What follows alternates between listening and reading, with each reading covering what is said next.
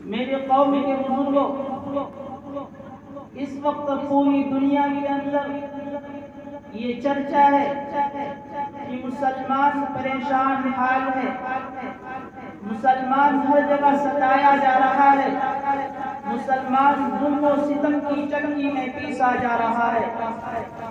نہ مسلمان عورتوں کی عزت محفوظ ہے، نہ مسلم نوجوانوں کی جان محفوظ ہے۔ یہ ہر طرف سے آواز آ رہی ہے۔ اسی ملک ہندوستان میں مسلمان پریشان ہیں، جس ملک کے اندر مسلمانوں نے 1200 سال تک حکومت کی تھی۔ جی ہاں، اسی ملک ہندوستان کے اندر پریشان ہیں، جس ملک کے اندر مسلمانوں نے اپنے اخلاق و کردار کے ذریعے سے، اپنے معاملات کی صفائی کے ذریعے سے، اپنے حسن سلوک کے ذریعے سے ہزاروں برادران وطن کو اسلام میں داخل کیا تھا۔ اسی ملک کے اندر مسلمان پریشان ہیں،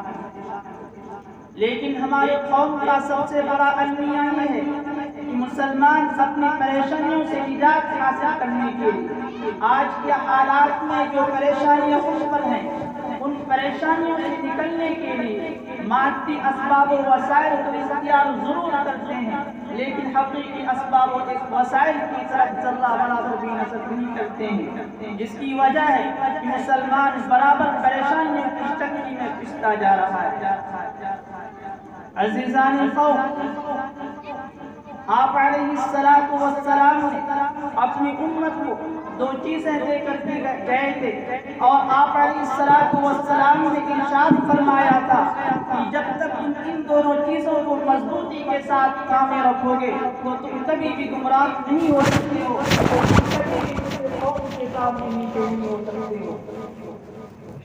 وہ ہے قرآن کریم، جو بہترین ہدایت ہے، جو بہترین دستور ہے، جو بہترین کانسٹیٹیوشن ہے کہ جس کے مطابق ایک انسان اپنی زندگی گزارنا چاہے، اگر اس کو اپنے لیے نمونہ عمل بنانا چاہے تو ایک انسان کامیابی کے اعلیٰ منزل تک پہنچ سکتا ہے۔ دوسری آپ علیہ السلام کی سیرت طیبہ ہے، جو ہمارے سامنے احادیث کی شکل میں موجود ہے۔ اگر مسلمان احادیث میں غوطہ لگائے، مسلمان احادیث کے اندر غور و فکر کرے تو اس حالات میں مسلمانوں کو کیا کرنا چاہیے، کیا راہ عمل اپنانا چاہیے، احادیث جگہ جگہ مسلمانوں کو راستہ بتاتی ہوئی نظر آتی ہے۔ لیکن مسلمان ان دونوں چیزوں سے اپنا رشتہ توڑ چکا ہے، جس کی بنیاد پر ہمیشہ اور مسلسل پریشانیوں کا سامنا کرنا پڑ رہا ہے۔ عزیزان ملت، اللہ رب العزت نے قرآن کریم کی بہت ساری آیات کے اندر مسلمانوں کو یہ تنبیہ کی ہے اور مسلمانوں کو یہ بتایا ہے کہ تمہارے اوپر جو پریشانیاں آئی ہوئی ہیں وہ اللہ رب العزت نے نہیں پریشانیاں بھیجی ہیں، بلکہ تمہارے ہاتھوں کی کمائی کی وجہ سے ہے، تمہارے بد اخلاقی کی وجہ سے ہے، تمہارے بد کرداری کی وجہ سے ہے، تمہارے بد زبانی کی وجہ سے ہے، تمہارے معاملات کی صفائی نہ ہونے کی وجہ سے ہے، تمہارے معاشرت کے اچھے نہ ہونے کی وجہ سے ہے، میاں بیوی کے تعلقات اچھے نہ ہونے کی وجہ سے یہ پریشانیاں اور مسائل آئے ہوئے ہیں۔ عزیزان ملت،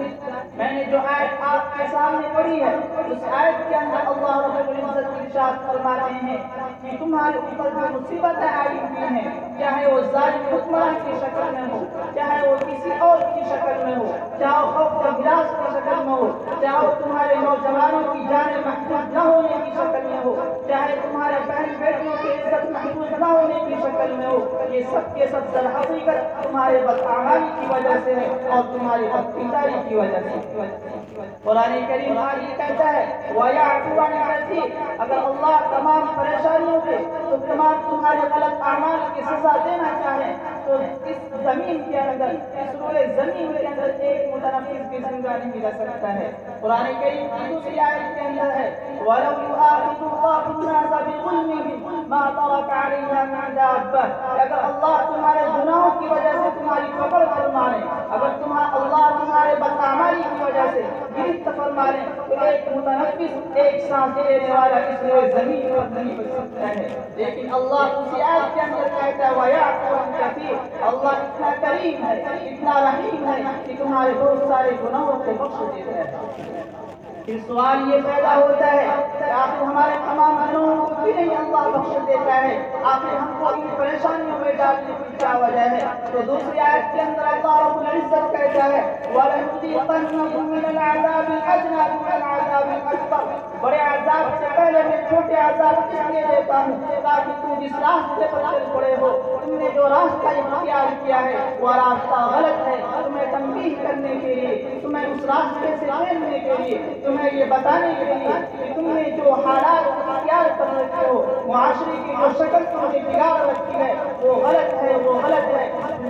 میں تمہیں چھوٹے چھوٹے عذاب میں مبتلا کرتا ہوں۔ عزیزان ملت، یہ ہے میری قوم کے حالات جو آج پوری قوم مصیبت کی چکی میں پس رہی ہے۔ میں نے جو حدیث آپ حضرات کے سامنے پڑھی ہے، اس حدیث کے اندر اللہ کے رسول صلی اللہ علیہ وسلم نے مصیبت کی جو اسباب ہیں، جو وسائل ہیں، ان چیزوں کو بیان فرمایا ہے۔ یہ حدیث قدسی ہے کہ اللہ رب العزت فرماتے ہیں کہ میں بادشاہوں کا بادشاہ ہوں، میں شہنشاہوں کا شہنشاہ ہوں، میں حکمرانوں کا حکمران ہوں، تمام حکمرانوں کے قلوب، پوری دنیا کے انسانوں کے قلوب میرے قبضے قدرت میں ہے، اور جس شخص کے قلب کو میں چاہوں جس جانب پھیر دوں، چاہے اسے رحمت کی جانب پھیر دوں، چاہے وہ انسانیت کی بنیاد پر تمام لوگوں کے ساتھ اچھے معاملہ کرے، مذہب سے اوپر اٹھ کر انسانیت کی بنیاد پر ہر ایک کے ساتھ خواہشائی کا معاملہ کرے، ہر ایک کے ساتھ بھلائی کا معاملہ کرے۔ آگے اللہ رب العزت فرماتے ہیں ان العباد اذا اطاعونی، جب میرے بندے میری زمین پر میرے رزق کو اٹھا کر، میری مخلوقات سے فائدہ اٹھا کر میری عبادت کرتا ہے، میری پرستش کرتا ہے، میری عبادت سے گرداری نہیں کرتا ہے، تو میں ان کے بادشاہوں کے قلب کو اور ان کے بادشاہوں کے دلوں کو تمہارے اوپر رحم کی جانب پھیر دیتا ہوں، تو بادشاہ تم پر رحم و کرم کا معاملہ کرتا ہے اور تمہارے اوپر اچھائی کے ساتھ پیش آتا ہے، تمہارے خلاف کسی طرح کا قانون نہیں آتا ہے۔ اور آگے اللہ رب العزت فرماتے ہیں جب تم میرے زمین پر میری رزق کو کھا کر میری نافرمانی کرتے ہو، میرے رسول کی نافرمانی کرتے ہو، میری کتاب کو پس پشت ڈال دیتے ہو، میرے رسول صلی اللہ علیہ وسلم کی سیرت طیبہ کے مطابق اپنی زندگی نہیں گزارتے ہو، بلکہ شیطان کے نقش قدم پر چلتے ہوئے اپنی منمانی کی زندگی گزارتے ہو، تو میں تمہارے اوپر ایسے ظالم حکمراں کو مسلط کر دوں گا جو تمہیں طرح طرح کی مصیبتوں میں، طرح طرح کی ظلم و ستم کا نشانہ بنائے گا اور طرح طرح کے قانون لا کر تمہیں پریشان کرے گا اور تمہیں ہر طرح کے مصیبتوں میں مبتلا کرنے کی کوشش کرے گا۔ اللہ رب العزت کی ذات اتنا رحیم و کریم ہے، ایسے وقت میں بھی ہمیں راستہ بتاتا ہے کہ ایسے وقت میں تمہیں کیا کرنا چاہیے، ایسے وقت میں تم اپنے بادشاہوں کو، اپنے حکمرانوں کو گالی مت دینا، ایسے وقت میں تم اپنے بادشاہوں کے خلاف بیان بازی مت کرنا، چائے کے جوانوں پر ہوٹلوں پر بیٹھ کر کے بیان بازی مت کرنا، بلکہ ایسے وقت میں اللہ رب العزت کی جانب رجوع کرنا، اللہ رب العزت کی جانب متوجہ ہو جانا۔ دو چیزیں اللہ کے رسول صلی اللہ علیہ وسلم نے اس حدیث کے اندر ارشاد فرمائی ہے کہ سب سے پہلی چیز ذکر کی جائے، ذکر یعنی نماز کی جائے، اللہ آپ نے جو گناہ کیا ہے ان گناہوں سے توبہ کریں، ان گناہوں سے استغفار کریں، اگر آپ کسی مصیبت میں پھنسے ہوئے ہیں تو ان مصیبت کے اسباب یہ ہیں کہ آپ کے گناہ کی وجہ سے مصیبت آئے ہوئے ہیں، تو آپ توبہ کریں، اللہ رب العزت آپ کے گناہ کو معاف فرما دیں گے۔ اور دوسری چیز اس حدیث کے اندر رسول اللہ صلی اللہ علیہ وسلم نے ارشاد فرمایا اپنے رب کے سامنے گر گرا کر کے دعا کرو، اپنے رب کی جانب متوجہ ہو کر کے دعا کرو، اے اللہ یقیناً یہ گناہ جو ہمارے گناہوں کی وجہ سے مصیبت یہ پریشانی آئی ہوئی ہے اس کے چکر میں ہم پھنس رہے ہیں، اے اللہ ہم ایک مخلوق ہیں، ایک کمزور انسان ہے، ہمارے گناہ کو معاف فرما دے۔ تو رسول اللہ صلی اللہ علیہ وسلم ارشاد فرماتے ہیں کئی بات تو اس وقت میں تمہاری کفایت کروں گا، اس وقت میں تمہاری حفاظت کروں گا، اور اس وقت جو ظالم حکمراں تمہارے اوپر کالے قانون لا کر کے تم کو طرح طرح کی پریشانیوں میں مبتلا کرنا چاہتے ہیں اور اس ظالم حکمراں کو مٹا دوں گا۔ عزیزان ملت، یا علیہ السلام نے ہمیں حکم دیا ہے ان دو چیزوں کا اختیار کیا جائے. اور قرآن کریم کی ایک دوسری آیت ہے وما كان الله معذبهم وانت فيهم. اللہ اس قوم کو عذاب نہیں، اللہ اس قوم پر عذاب نازل نہیں کرتا ہے، اللہ اس قوم کے لوگوں پر عذاب نہیں بھیجتا ہے جس قوم میں آپ علیہ السلام کی ذات موجود ہے. اور اسی آیت کے اندر اللہ تبارک و تعالیٰ دوسری چیز فرماتے ہیں کہ جس قوم کے اندر استغفار کرنے والے لوگ موجود ہوں، جس قوم کے اندر اپنے گناہوں سے توبہ کرنے والے لوگ موجود ہوں، اس قوم کے اندر بھی اللہ رب العزت عذاب میں مبتلا نہیں کرتا ہے. اس آیت سے حضرت ابن عباس رضی اللہ تعالیٰ عنہ ارشاد فرماتے ہیں کہ دو چیزیں ایسی ہیں جس کی بنیاد پر قوم عذاب سے محفوظ رہ سکتی ہے، غضب الہی سے محفوظ رہ سکتی ہے. ان میں سے ایک رسول اللہ صلی اللہ علیہ وسلم کی ذات ہے جو ہمارے درمیان موجود نہیں ہے، اور دوسری استغفار کرنے والے لوگ. اگر کثرت سے استغفار کرنے والے لوگ ہمارے درمیان موجود ہوں، اپنے گناہوں سے معافی مانگنے والے لوگ موجود ہوں، تو اللہ رب العزت اس قوم کو عذاب میں مبتلا نہیں کرتے. اور بہت ساری احادیث سے یہ بات ثابت ہوتی ہے کہ استغفار کرنے والے ایسا ہے جیسا کہ اس نے گناہ ہی نہیں کیا ہے، جیسا کہ التائب من الذنب کمن لا ذنب له، کہ اپنے گناہ سے توبہ کرنے والے، اپنے گناہ سے استغفار کرنے والے ایسا ہے جیسا کہ اس نے کوئی گناہ ہی نہیں کیا ہے. اور آج کے حالات میں دوسری چیز یہ ہونی چاہیے کہ صدقے کا استعمال کرنا چاہیے، غریبوں کی مدد کرنی چاہیے، انسانیت کی بنیاد پر ہر ایک کے ساتھ خیر کا معاملہ کرنا. صدقہ کی صفت، صدقہ کی وجہ بیان کرتے ہوئے اللہ کے رسول صلی اللہ علیہ وسلم ارشاد فرماتے ہیں ان الصدقہ تطفئ غضب الرب، کہ صدقہ اللہ رب العزت کے غصے کو ٹھنڈا کرتا ہے، اللہ رب العزت کے غصے کی بھڑک کو دباتا ہے. اس بنیاد پر تم صدقہ کرو. اور دوسری چیز آپ علیہ السلام کی حدیث کے اندر ارشاد فرماتے ہیں وَتَدْفَعُ مِيتَكَ السُّوءَ، اور بری موت سے حفاظت کرتا ہے. صدقہ بری موت سے حفاظت کرتا ہے. اس لیے آج کے حالات میں ہمیں استغفار کرنا چاہیے، کثرت کے ساتھ استغفار کرنا چاہیے، اللہ رب العزت کے سامنے گر گرا کر کے دعا کرنی چاہیے کہ اللہ یقیناً یہ مسائل، یہ پریشانیاں ہمارے گناہوں کی وجہ سے ہمیں معاف فرما دے. اور دوسری چیز ہمیں صدقے کا استعمال کرنا چاہیے، غریبوں کی مدد کرنی چاہیے، اپنی وسعت کے بقدر ہر ایک کے ساتھ خیر خواہی کا معاملہ کرنا چاہیے. عزیزان ملت، اور ایک حدیث ہے جس کے اندر رسول اللہ صلی اللہ علیہ وسلم نے آج کے حالات کے مطابق ارشاد فرمایا تھا یوشک الامم ان تداعى علیکم کما تداعى الآکلہ. ایک زمانہ ایسا آئے گا امت مسلمہ کو مٹانے کے لیے، امت مسلمہ کو جڑ سے اکھاڑنے کے لیے، امت مسلمہ کو ختم کرنے کے لیے لوگ ایک دوسرے کو ایسے ہی دعوت دیں گے جس طرح کھانے کی پیالی کی طرف کھانے والے بلاتے ہیں. تو حضرات صحابہ کرام نے ارشاد فرمایا کہ اللہ کے رسول کیا اس وقت امت مسلمہ کی تعداد کم ہوگی، کیا مسلمان کم تعداد میں ہوں گے؟ رسول اللہ صلی اللہ علیہ وسلم نے ارشاد فرمایا. حضرات صحابہ کرام نے سمجھا کہ آج جب ہم 313 ہیں، بدر کے اندر 1000 لوگوں کو ہم نے لوہے کے چنے چبانے پر مجبور کر دیا تھا، ان کو میدان سے جی چھوڑنے پر مجبور کر دیا تھا، کیا اس وقت مسلمان کم تعداد میں ہوں گے کہ جو اس طرح کے ظلم و ستم کے نشانے پر ہوں گے؟ رسول اللہ صلی اللہ علیہ وسلم نے ارشاد فرمایا نہیں بل انتم یومئذ کثیر، بلکہ اس دن مسلمانوں کی تعداد بہت زیادہ ہوگی، آج سے کئی گنا زیادہ تعداد ہوگی، لیکن ان کی حیثیت ایسی ہوگی جیسے سیلاب کے پانی پر جو تنکا بہتا ہے اسی حیثیت کے مسلمان اس وقت موجود ہوں گے. اور اللہ کے رسول صلی اللہ علیہ وسلم ارشاد فرماتے ہیں اس کی وجہ یہی ہے کہ اللہ رب العزت تمہارے اعمال کی وجہ سے، تمہارے اچھے اخلاق کی وجہ سے، تمہارے اچھے کردار کی وجہ سے دشمنوں کے قلوب پر جو روک ہوتا ہے،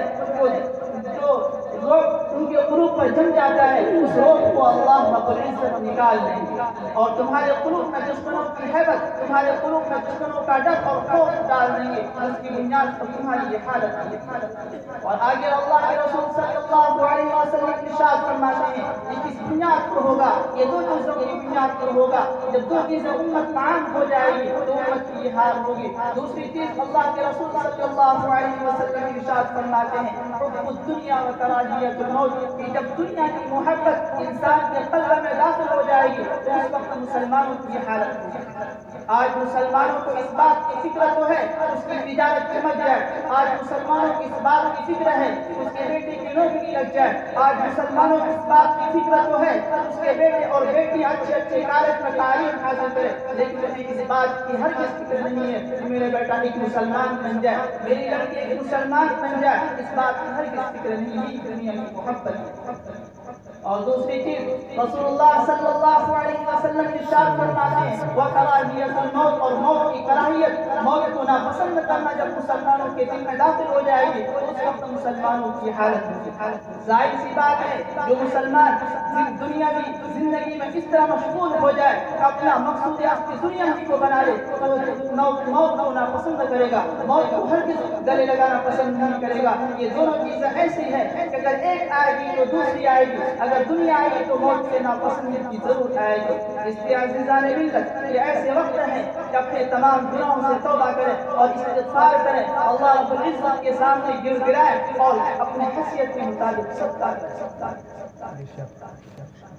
عزیزان ملت آج ہم اپنی زبانوں سے یہ کہتے ہیں ہمارا معاشرہ بگڑ چکا ہے، ہمارا معاشرہ خراب ہو چکا ہے، کیا آپ نے اس جملے پر غور کیا کہ ہمارا معاشرہ خراب ہو چکا ہے؟ در حقیقت اس جملے کے ذریعے سے ہم اپنی ناکامی، اپنی بد اخلاقی اور بد زبانی کا اظہار کرتے ہیں، اپنی بد زبانی کا اظہار کرتے ہیں۔ معاشرہ لوگوں سے کوئی الگ چیز نہیں ہے، معاشرے کا وجود لوگوں سے ہے، اگر اس معاشرے میں رہنے والے لوگوں کے اخلاق اور کردار اچھے ہیں، ان کے معاملات اچھے ہیں تو معاشرہ اچھا کہلائے گا، اس معاشرے میں رہنے والے نوجوان بچے اچھے ہیں تو معاشرہ اچھا کہلائے گا، اس معاشرے میں رہنے والی لڑکیاں باپردہ ہیں، باحیا ہیں تو معاشرہ اچھا کہلائے گا۔ لیکن اگر ہم برے ہیں اور ہمارے اخلاق و کردار اچھے نہیں ہیں، ہمارے معاشرے کے نوجوان اچھے نہیں ہیں، ہمارے معاشرے کی نوجوان لڑکیاں بے پردہ پھرتی ہے اور آوارہ گردی کرتی ہے تو معاشرہ خراب۔ اس لیے اس جملے کے ذریعے در حقیقت ہم اپنی ناکامی کا اقرار کرتے ہیں۔ تو ایسے اچھے معاشرے کی تشکیل دینے کے لیے ہمیں اپنے بچوں پر محنت کرنے کی سب سے ضرورت ہے۔ اگر آپ کی یہ خواہش ہے ہمارا معاشرہ اچھا ہو جائے، ہمارا معاشرہ سدھر جائے، ہمارا معاشرہ نیک اور صالح بن جائے تو اس کے لیے آپ پر ضروری ہے کہ اپنے قوم کے ننھے بچوں کی اسلامی اصول کے مطابق ان کی تربیت کریں۔ اس کے لیے آپ علیہ الصلوۃ والسلام نے سب سے پہلی چیز جو امت کے نوجوانوں کو ارشاد فرمایا ہے کہ جب تم شادی کرو، جب تم نکاح کا ارادہ کرو تو نکاح کے بہت سارے مقاصد ہوا کرتے ہیں، کوئی شکل و صورت کی بنیاد پر نکاح کرتا ہے، کوئی مال کی بنیاد پر عورت سے نکاح کرتا ہے، کوئی حسب اور خاندان کی بنیاد پر نکاح کرتا ہے، لیکن رسول اللہ صلی اللہ علیہ وسلم معاشرے کی تنظیم کے لیے، معاشرے کو اچھا بنانے کے لیے نوجوانوں کو ترغیب دیتے ہیں فَاذْكُرُوا بِذَاتِ الدِّينِ کہ تم اس لڑکی سے نکاح کرو، تم اس عورت سے نکاح کرو جو دیندار ہو، جو صالح ہو۔ عزیزان ملت شکل و صورت ہو یا مال و دولت ہو یا خاندان کی شرافت ہو یہ وقت کے ساتھ بڑھتی رہتی ہے، اگر آج شکل اچھی ہے لیکن کل وقت کے ساتھ وہ بھی ختم ہو جائے گی، یہی حال مال کا بھی ہے اور یہی حال خاندان کی شرافت کا ہے۔ لیکن دین اور اخلاق و کردار ایک ایسی چیز ہے کہ جس انسان کے اندر اچھے اخلاق اور کردار پیدا ہو جائے ان کے اخلاق اور کردار کی بنیاد پر معاشرے کے تمام لوگ اچھے اور سارے بن جاتے ہیں۔ اس بنیاد پر رسول اللہ صلی اللہ علیہ وسلم نے ارشاد فرمایا فَاذْكُرُوا بِذَاتِ الدِّينِ اس لڑکی سے نکاح کرو جو دیندار ہو، جو نیک ہو، جو صالح ہو۔ لیکن ہماری نظر آج کل مالوں پر ہوا کرتی ہے، شکل و صورت پر ہوا کرتی ہے جو ناکامی کی اصل وجہ ہے۔ اگر یہ نہ ہو سکے کہ آپ کو نیک صالح لڑکی نہ مل سکے تو ایسی صورت میں آپ خود اسے نیک بنانے کی کوشش کریں، آپ پہلے نیک بنیں پھر اس کے بعد اسے نیک بنانے کی کوشش کریں۔ دوسری چیز ہمارے معاشرے کو اچھے بنانے کے لیے یہ کہ ہمارے گھروں میں جو بچے پیدا ہو جائے ان کا نام اسلامی رکھا جائے۔ آج ناموں کے سلسلے میں لوگ اتنا افراط و تفریط میں مبتلا ہے، اتنے ایسے تجرب اور نیا بن چاہتے ہیں، ایسا معلوم ہوتا ہے کہ اسے ایسا نام بتایا جائے جو پوری دنیا کے اندر اس نام کا کوئی انسان موجود نہیں۔ یہ آپ علیہ الصلوۃ والسلام اور حضرات صحابہ کی سیرت کے خلاف ہے۔ اگر آپ حضرات صحابہ کی تاریخ پڑھیں، اگر بیٹے کا نام سعید ہے تو اس کے ابا کا نام بھی سعید ہے، بعض جگہ ان کے دادا کا نام بھی ایک ہی ہے، بعض دادا پوتا اور ایک کا نام ایک ہوا کرتا ہے۔ ان کا وجہ یہی تھی کہ نام کا اثر پڑا کرتا ہے، اس لیے اگر نام اچھا ہوتا ہے تو جو نام باپ کا ہے وہی نام بیٹے کا رکھ دیا جاتا ہے، وہی نام پوتے کا رکھ دیا جاتا ہے تاکہ اس نام کی اچھا اثر پڑے۔ لیکن ہمارے معاشرے میں ایسے ناموں کا انتخاب کیا جاتا ہے جس نام کا نہ کوئی معنی ہوتا ہے نہ اس کے معنی کے اثرات ہوتے ہیں۔ اس لیے آپ کے گھر میں جو بھی بچہ یا بچی پیدا ہو، سب سے پہلے ان کے نام اچھا رکھا کیجیے، ان کا بامعنی نام ہونا چاہیے، اس نام کے کچھ اچھے اثرات ہونے چاہیے۔ اس کے لیے حضرات صحابہ کرام کے جو نام ہیں، جو حضرات انبیاء کرام کے نام ہیں، اسی طرح اللہ رب العزت کے جو صفاتی نام ہے ان نام کے ساتھ عقل کے ساتھ نام رکھا جائے تو ان ناموں کے اثرات کی وجہ سے کوئی انسان اچھا بن سکتا ہے۔ اور دوسری چیز یہ ہے کہ اگر اللہ رب العزت نے آپ کو سر دیا ہو، اللہ رب العزت نے اگر مال دیا ہو تو آپ عقیقہ کی سنت کو بھی ادا کریں۔ عقیقہ اسلام کے اندر مستحب ہے، لیکن آج اس عقیقے کی ادائیگی کے لیے، ایک سنت کی ادائیگی کے لیے، ایک فعل مستحب کی ادائیگی کے لیے ہزاروں رسم و رواج کو ہم نے ایسا اس کے اندر ڈھکر دیا ہے، ایسا لازم کر دیا ہے کہ ایسا محسوس ہوتا ہے کہ رسم و رواج کو نہ کیا جائے تو ہمارا عقیقہ نہیں ہوگا، ہمارا فعل مستحب اور فعل سنت بھی ادا نہیں ہوگا۔ عزیزان ملت، ایک بات کان کھول کر کے سن لیجیے، آپ کا وہی عمل مقبول ہوگا جو آپ علیہ الصلوۃ والسلام کے طریقے کے مطابق ہوگا، جو حضرات صحابہ کرام کے مطابق ہوگا۔ اگر آپ حضرات صحابہ کرام اور آپ علیہ الصلوۃ والسلام کے طریقے سے ہٹ کر کتنے خوبصورت عمل کر لیں جو ظاہر کے اعتبار سے خوبصورت ہے وہ اللہ کے نزدیک کوئی قیمت نہیں رکھتی ہے۔ اس لیے رسم و رواج کی پابندی نہیں ہونی چاہیے، بلکہ آپ علیہ الصلوۃ والسلام کے طریقے پر نظر ہونی چاہیے کہ آپ نے کیا کیا ہے۔ عزیزان ملت، بچوں کا جو وقت ہوا کرتا ہے اسے 3 قسموں میں تقسیم کیا جا سکتا ہے، ایک گھر کے اندر، ایک اس کے دوست یار کے اندر اور اس کے تعلیمی ادارے کے اندر۔ یہ 3 طرح کے ماحول ہوتے ہیں جہاں بچوں کی پوری زندگی گزرتی ہے، تو ان ماحول پر ہماری نظر رکھنی چاہیے۔ سب سے پہلے گھر کے ماحول کو درست کرنا چاہیے۔ ہم اپنی ذات کے اندر تو نمازی ہیں، ہمارے چہرے پر داڑھی بھی ہے، ہم تہجد بھی پڑھتے ہیں، لیکن اگر گھر کے حال کا جائزہ لیا جاتا ہے تو پتہ چلتا ہے کہ شیطان بھی وہاں سے ٹیوشن حاصل کرتا ہے۔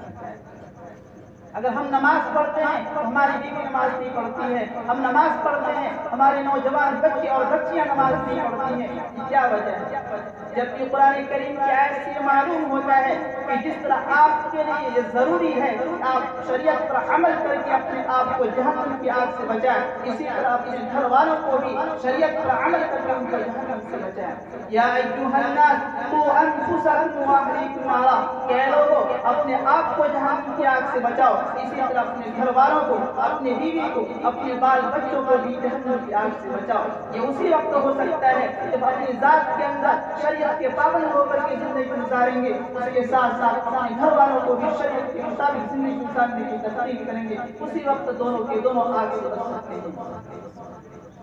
عزیزان ملت، دوسری چیز یہ ہے کہ آپ کے بچے کا اکثر وقت اس کے دوست یار کے ساتھ گزرتا ہے، وہ کن بچوں سے ملاقات کرتا ہے، کن بچوں کے ساتھ اس کی زندگی گزرتی ہے، کن بچوں کے ساتھ ان کے اکثر اوقات گزرتے ہیں، ان بچوں پر نظر رہنی چاہیے، کیونکہ ماحول کا اثر بچوں پر بہت زیادہ پڑا کرتا ہے۔ قرآن کریم کی آیت ہے کہ اگر تم نیک بننا چاہتے ہو، اگر تم صالح بننا چاہتے ہو، اگر تم اچھا انسان بننا چاہتے ہو، کونوا مع الصادقین، تو سچے لوگوں کے ساتھ اختیار کرو، سچے لوگوں کو ساتھی بنا لو، خود بخود نیک بن جاؤ۔ اس آیت سے واضح طور پر معلوم ہوتا ہے کہ صحبت کا اثر انسان پر بہت زیادہ پڑا کرتا ہے۔ ایک فارسی کا شعر ہے، صحبت صالح ترا صالح کرد، صحبت طالح ترا طالح کرد، نیک لوگوں کی صحبت تمہیں نیک بنا دے گی اور برے لوگوں کی صحبت تمہیں برا بنا دے گی۔ اس لیے آپ کی نظر اس بات پر رہنی چاہیے کہ آپ کا بچہ دن کہاں گزارتا ہے، رات کہاں گزارتا ہے، کن لوگوں کے ساتھ گزرتا ہے، کن حالات میں گزارتا ہے، اس پر آپ کی نظر رکھنا ضروری ہے۔ ایک باپ کے لیے فرض کے درجے میں ہے، ایک ماں کے لیے فرض کے درجے میں ہے، ایک چچا اور دادا کے لیے فرض کے درجے میں ہے۔ جب بچہ شعور والا ہو جائے تو اس کے زبان سے کچھ کلمات کہنے کی طاقت عقل معلوم ہو جائے تو سب سے پہلے اسے اللہ رب العزت کا نام یاد کرایا جائے، ایسے کلمہ یاد کرایا جائے جس سے اللہ رب العزت کی عظمت اسے داخل ہو۔ یہ بھی قرآن کریم کی ایک آیت سے پتہ چلتا ہے۔ حضرت لقمان کے اقوال کو اللہ رب العزت نے قرآن کریم کے اندر ذکر فرمایا ہے۔ اللہ رب العزت فرماتے ہیں وَإِذْ قَالَ لُقْمَانُ لِابْنِهِ وَهُوَ يَعِظُهُ يَا بُنَيَّ لَا تُشْرِكْ بِاللَّهِ۔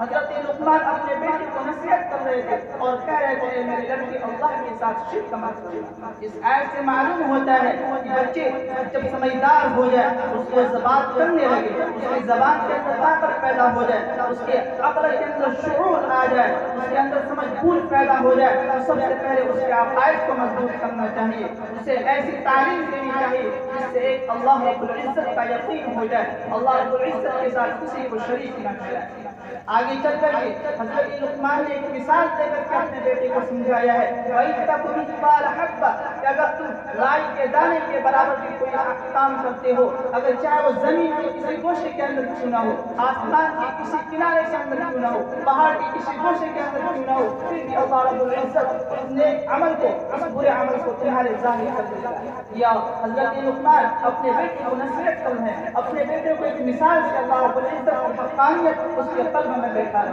ہیں۔ ایک مسلمان کے لیے ضروری ہے کہ نصیحت پر عمل کرے۔ عزیزان ملت، اور تیسری چیز، آپ کا بچہ تعلیم حاصل کرتا ہے تو کن اداروں میں، کن اسکولوں اور کالجوں میں تعلیم حاصل کرتا ہے، اس پر بھی نظر رکھنی چاہیے، کیونکہ آج دشمنان اسلام نے تعلیم کو بھی سازش کا ایک حصہ بنا لیا ہے۔ تعلیم ایک ایسی چیز ہے جس کے ذریعے سے ذہن و دماغ کو بدلا جا سکتا ہے، قلب کو بدلا جا سکتا ہے، انسان کے اخلاق و کردار کو بدلا جا سکتا ہے، جس کی بنیاد پر آج اسکولوں کے اندر ایسی نصاب لاگو کیا گیا ہے جس نصاب کو پڑھنے کے بعد ظاہری اعتبار سے مسلمان کو مسلمان نظر آتا ہے، لیکن اندرونی اعتبار سے وہ کفر میں اور کفر و شرک میں مبتلا ہو چکا ہوتا ہے۔ اس لیے آپ کی نظر ان چیزوں پر ہونی چاہیے تو کن اسکولوں میں تعلیم حاصل کرتا ہے، کن اساتذہ کے پاس رہ کر کے، کن ٹیچروں کے پاس رہ کر کے وہ تعلیم حاصل کرتا ہے، اس پر بھی آپ کی نظر رہنی چاہیے۔ یہ ایسی چیزیں ہیں جو آپ کے بچے کو، آپ کے